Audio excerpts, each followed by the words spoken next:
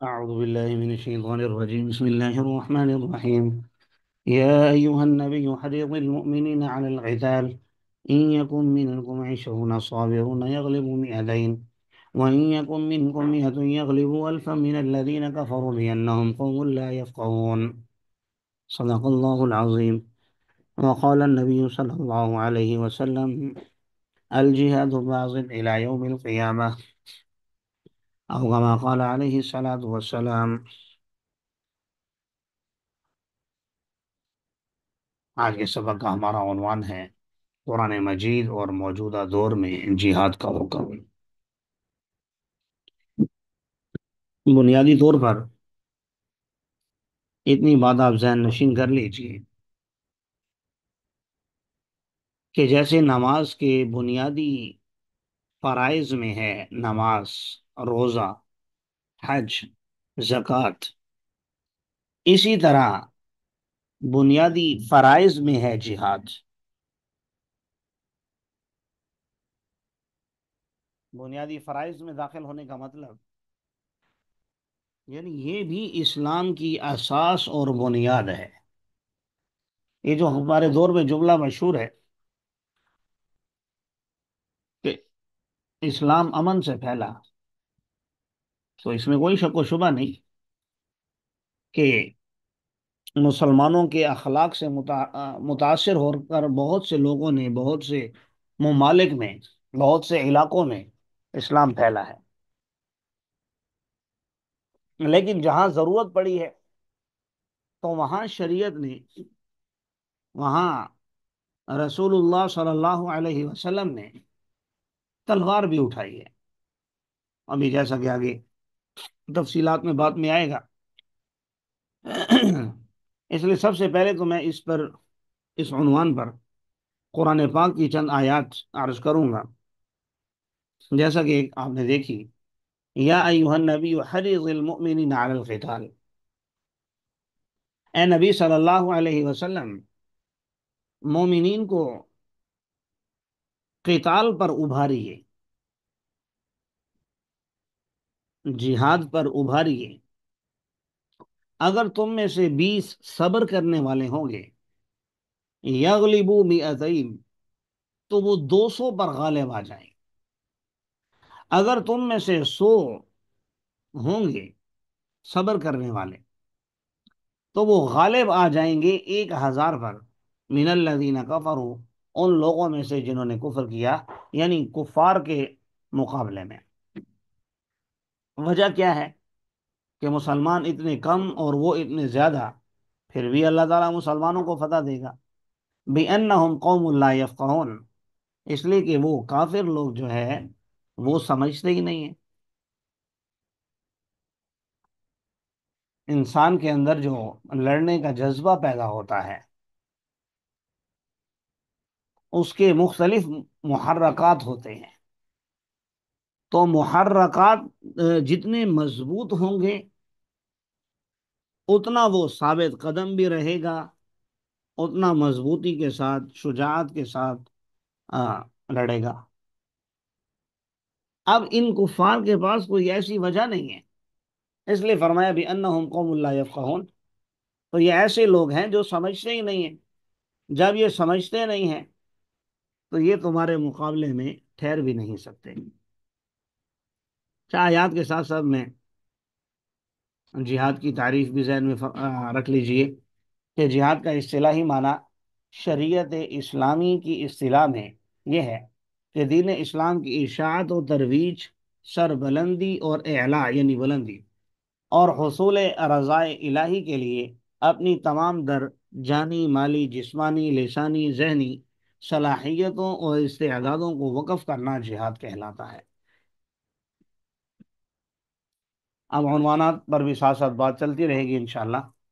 جہاد ہر دور میں تھا اور ہمیشہ رہے گا، جیسا کہ میں نے حدیث مبارکہ تلاوت کی۔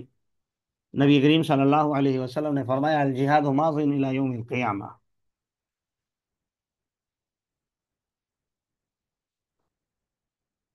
کہ جہاد قیامت تک جاری رہے گا۔ اسی طرح ایک مقام پر ارشاد فرمایا کہ اللہ کے راستے میں ایک جماعت حق پر لڑتی رہے گی، نہ ظالم کا ظلم اسے روک سکے گا، نہ عادل کا عدل اسے روک سکے۔ تو دونوں میں گویا رسول اللہ صلی اللہ علیہ وسلم نے آ، اس بات کا حکم دیا ہے، یا پیشن گوئی کی ہے، کہ جہاد ایسا عمل ہے جو قیامت تک چلتا رہے گا۔ جنگ و جدال کے لیے دور حاضر کی خوشنما تو جہاد۔ میں نے کہا تھا آیات عرض کرتا ہوں، وہ بھی ساتھ ساتھ عرض کروں گا، لیکن تاکہ عنوانات بھی ساتھ ساتھ نمٹتے جائیں۔ تو یاد رکھیے، دور حاضر میں لوگوں نے جہاد کو اپنے ذاتی مفادات کے لیے، اپنے ذاتی مقاصد کے لیے، خواہ وہ لوگ ہوں، جماعتیں ہوں، یا ممالک کی سطح پر یہ معاملات ہوں، تو اپنا انہوں نے یہ اپنا راستہ سیدھا کرنے کے لیے بہت سے لوگوں کو استعمال کیا ہے۔ تو دور حاضر میں خوشنما نعرے تو بہت لگتے ہیں، تو جہاد بھی کی جاتی ہیں کہ سب سے افضل جہاد یہ ہے، لیکن سوچنے کی بات یہ ہوتی ہے کہ جو لوگ یہ نعرہ لگا رہے ہوتے ہیں وہ خود جہاد میں شامل نہیں ہو رہے ہوتے۔ بھائی اگر آپ کے نزدیک اتنا ہی اہم فریضہ ہے اور مقدس چیز ہے تو آپ کیوں نہیں آگے بڑھ رہے؟ میری اس بات کا یہ مطلب ہرگز نہیں کہ جہاد مقدس نہیں ہے، جہاد مقدس ہے اگر اعلاء کلمت اللہ کے لیے ہو۔ جیسا کہ نبی کریم صلی اللہ علیہ وسلم کے پاس ایک شخص آیا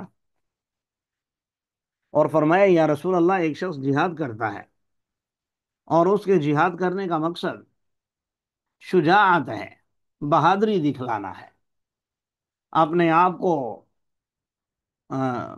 جنگجو ثابت کرنا ہے۔ پھر دوسرا سوال کیا کہ ایک شخص جہاد کرتا، کیا وہ لڑتے ہوا شہید ہو جائے تو کیا وہ شہید ہے؟ پھر دوسرا سوال کیا کہ ایک شخص جو ہے وہ نام و نمود کے لیے لڑتا ہے، شہرت کے لیے لڑتا ہے، پھر وہ شہید ہو جاتا ہے تو کیا وہ شہید ہے؟ پھر سوال کیا کہ ایک شخص اپنی قوم کے لیے لڑتا ہے اور قوم کے لیے لڑتے لڑتے شہید ہو جاتا ہے تو کیا وہ شہید ہے؟ کوئی ریاکاری کے لیے لڑتا ہے۔ اس طرح مختلف سوال کیے، تو آپ صلی اللہ علیہ وسلم نے تمام سوالوں کے جواب میں ایک بات ارشاد فرمائی کہ جو اعلاء کلمت اللہ کے لیے، اللہ کے کلمے کو بلند کرنے کے لیے لڑتے ہوئے شہید ہو جائے تو وہ شہید ہے۔ یہی وجہ ہے کہ علماء نے پھر تقسیم کی ہے شہداء کو، کہ شہداء کی تین قسمیں ہیں۔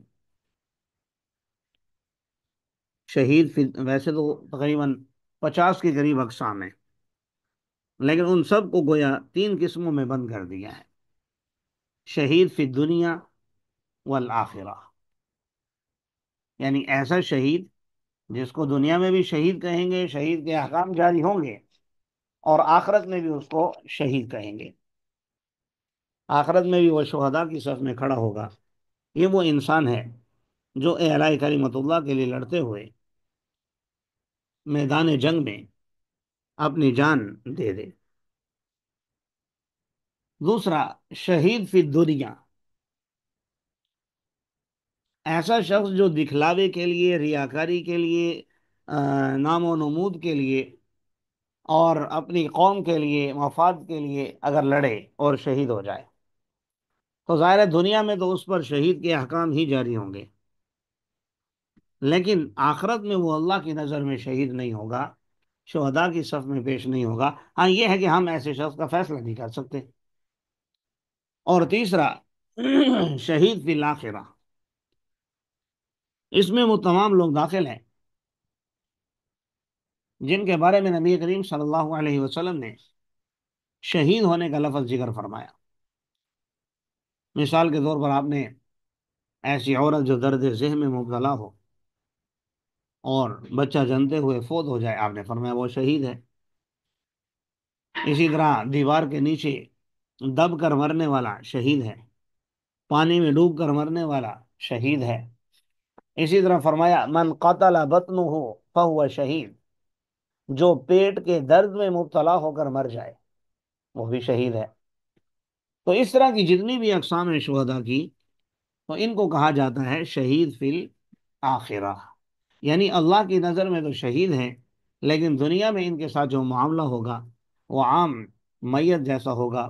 ان کو غسل بھی ہوگا، ان کو کفن بھی دیا جائے گا، نماز جنازہ بھی پڑھی جائے گی، پھر ان کو دفن بھی کیا جائے گا۔ بہرحال بات یہ ایک بیچ میں ضمن آ گئی شہید کی، تو جنگ و جدال کے لیے دور حاضر کی جو خوشنما تو جہاد ہے، وہ خواہ بم دھماکے کی شکل میں ہو کہ بھئی یہ آپ باندھو اور فلاں جگہ پہ پھٹ جاؤ اور تمہیں جنت ملے گی، تو یاد رکھیے پھر یہ خیال است و محال است و جنو، ایسی جنت نہیں ملتی۔ بالخصوص ملک پاکستان میں ایسا عمل تو تمام علماء نے متفقہ طور پر لکھا ہے کہ ناجائز اور حرام ہے ملک پاکستان میں۔ اور میں یہ سمجھتا ہوں جہاں تک ہم نے پڑھا ہے، غیر مسلم ممالک میں بھی آپ ایسے جا کر دھماکے نہیں کر سکتے۔ غیر مسلم ممالک میں جا کر بھی ایسے نہیں ہے کہ کہیں بھی آپ پبلک مقام پر یا ان کی فوجی چھاونی میں بھی جا کر آپ پھٹ جائیں اور آپ کو جنت مل جائے، تو ایسا نہیں ہے۔ یہاں بات ہو رہی ہے جہاد کا معنی سمجھنا اور جہاد کی تعریف سمجھنا، اور جہاد کے جو ہے نا مقاصد اور مقاصد کو سمجھنا، یہ اصل میں ضروری ہے۔ ایسا نہیں ہے کہ کوئی کہیں بھی جا کر پھٹ جائے یا کسی کو مار دے بس وہ شہید ہو گیا، ایسا نہیں ہے۔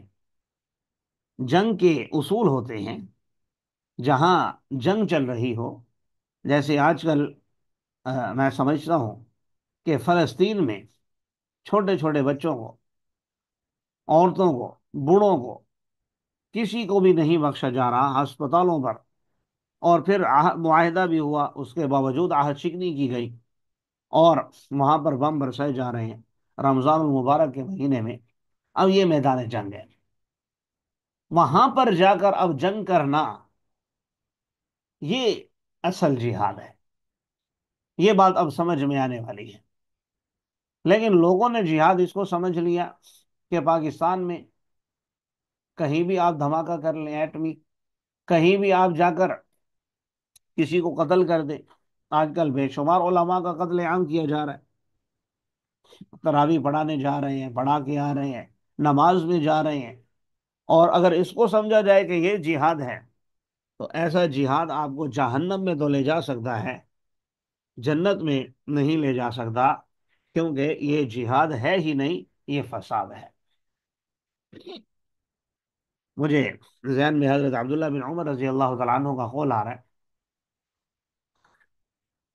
جب جنگ صفین چل رہی تھی، حضرت علی المرتضی شیر خدا اور حضرت معاویہ رضی اللہ تعالیٰ عنہما کے درمیان، تو ایک شخص نے ان سے آ کر کہا کہ آپ بھی حصہ لیں، آپ بھی چلیں، آپ بھی جنگ کریں۔ قرآن کا حکم ہے وَقَاتِلُوهُمْ حَتَّى لَا تَكُونَ فِتْنَةٌ، کہ جہاد کرو حتیٰ کہ فتنہ ختم ہو جائے۔ یہ ایک الگ مسئلہ ہے مشاجرات صحابہ کا، میں اس طرف نہیں جانا چاہ رہا، لیکن حضرت عبداللہ بن عمر رضی اللہ تعالیٰ نے جو جواب دیا وہ سننے کے لائق ہے۔ انہوں نے فرمایا کہ بات یہ ہے، قرآن یہ کہہ رہا ہے کہ جنگ کرو حتیٰ کہ فتنہ باقی نہ رہے، لیکن اب یہ ہے کہ اگر ہم جنگ کریں گے تو فتنہ ختم نہیں ہوگا، فتنہ بڑھے گا، حالانکہ جنگ کا مقصد تو فتنے کو ختم کرنا ہے۔ اس وجہ سے انہوں نے دونوں طرف بہرحال شرکت نہیں کی۔ بات کرنے کا مقصد یہ ہے کہ جہاد کیا ہے۔ جہاد تو آپ صلی اللہ علیہ وسلم نے فرمایا قیامت تک جاری رہے گا، لیکن وہ جہاد ہے کیا، اس چیز کی شرائط کو، اس کے معاملات کو سمجھنا چاہیے، اور اس کے بعد اپنی جان کا نذرانہ پیش کرنا چاہیے۔ قرآن پاک کی میں آیات ذکر کر رہا تھا بیچ میں، یہ دو تین مضمون میں نے ذکر کیے، جہاد اعلانیہ بھی اور پوشیدہ، ہر انداز میں ہوتا ہے۔ تو قرآن پاک کی دوسری آیت ہے جس میں آپ نے صرف کفار سے نہیں، منافقین سے بھی جہاد کرنے کا حکم دیا۔ یا ایھا النبی جاہد الکفار والمنافقین وغلظ علیہم ومأواہم جہنم وبئس المصیر۔ اے نبی صلی اللہ علیہ وسلم، کافروں اور منافقین سے جہاد کیجیے۔ اب جیسا کہ اوپر تعریف میں بات آئی کہ صرف تلوار سے یا اسلحے سے جہاد نہیں کرنا، یعنی ہاتھوں سے نہیں کرنا، بلکہ جانی کے ساتھ مالی اعتبار سے بھی، جسمانی اعتبار سے بھی، لسانی اور ذہنی اعتبار سے بھی، تو منافقین کے خلاف لسانی اعتبار سے بھی کیا جا سکتا ہے، کفار کے خلاف بھی لسانی اعتبار سے، جیسے آج کل میں نے مثال دی غزہ میں، فلسطین کے جو حالات ہیں، اگر ہم وہاں پہنچ نہیں سکتے یا حکومتی سطح پر اجازت نہیں ہے جانے کی، یا جو بھی معاملات ہیں، تو کم از کم ان کے حق میں آواز اٹھا کر اہل فلسطین کے لیے یہ بھی جہاد ہے۔ جیسے نبی کریم صلی اللہ علیہ وسلم نے ارشاد فرمایا کہ ظالم بادشاہ کے سامنے کلمہ حق کہنا یہ سب سے بڑا جہاد ہے۔ تو جہاد کی گویا بہت سے مفاہیم اور اس کے بہت سے مطالب ہیں جن کو ہر جگہ اہل علم سے پوچھ کر سمجھ کر چلنا چاہیے۔ ایک اور آیت کریمہ میرے ذہن میں آئی جس کے تحت ایک مسئلہ بھی واضح ہوگا۔ اللہ تبارک و تعالی نے ارشاد فرمایا یا ایھا الذین آمنوا قاتلوا الذین یلونکم من الکفار ولیجدوا فیکم غلظہ واعلموا ان اللہ مع المتقین، کہ اے ایمان والو،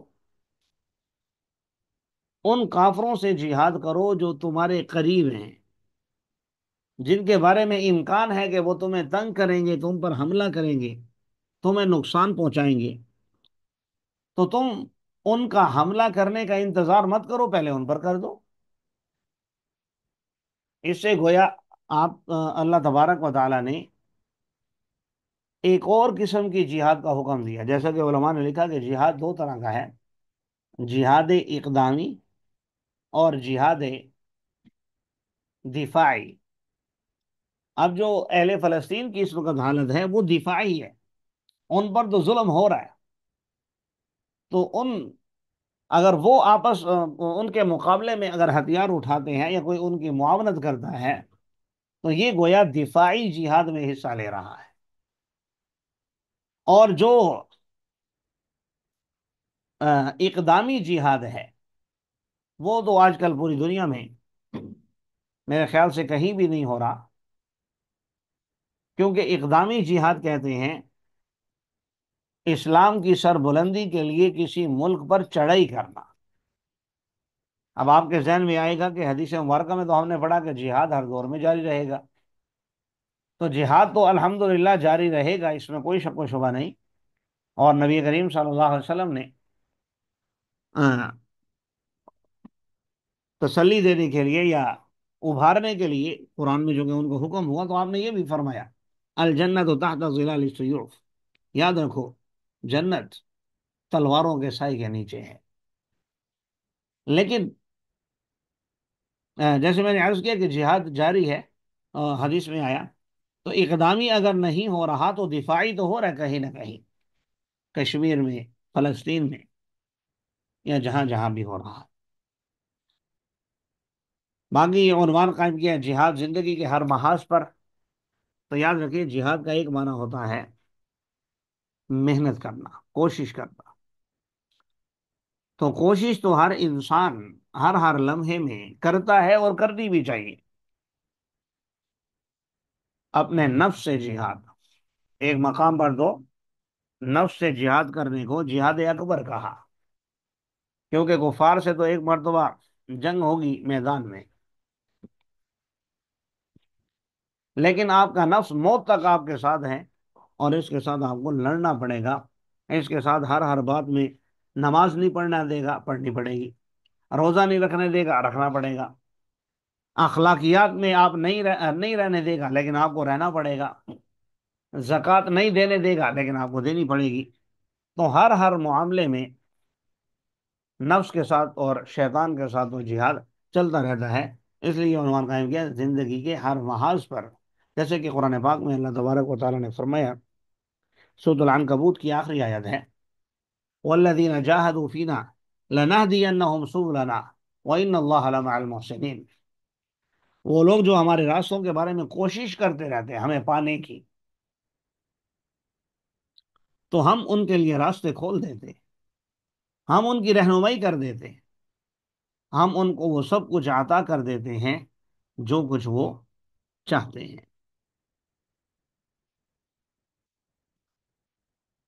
چھاپا مار کاروائیاں یہ تو جہاد کا ایک حصہ ہے، جسے آپ گوریلا کاروائی کہہ سکتے ہیں۔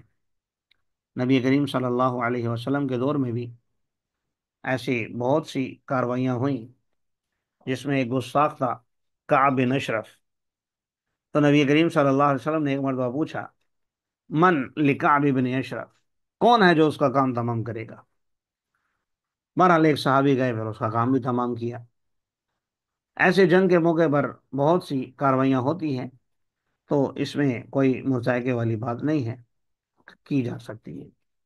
مسلم اقلیتوں کی جہاد میں شرکت،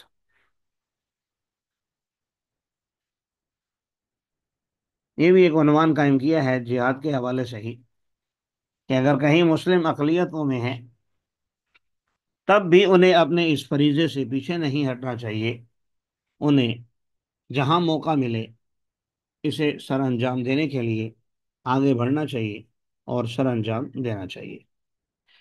اللہ تعالی ہمیں جہاد کے معانی اور مفاہیم کو صحیح طریقے سے سمجھنے کی اور عمل کرنے کی توفیق عطا فرمائے، کیونکہ نبی کریم صلی اللہ علیہ وسلم نے فرمایا، جس نے جہاد نہیں کیا اور اس کے دل میں جہاد کا جذبہ بھی پیدا نہیں ہوا تو وہ نفاق کی موت مرے گا۔ اللہ ہم سب کو نفاق سے اور نفاق کی موت سے محفوظ فرمائے۔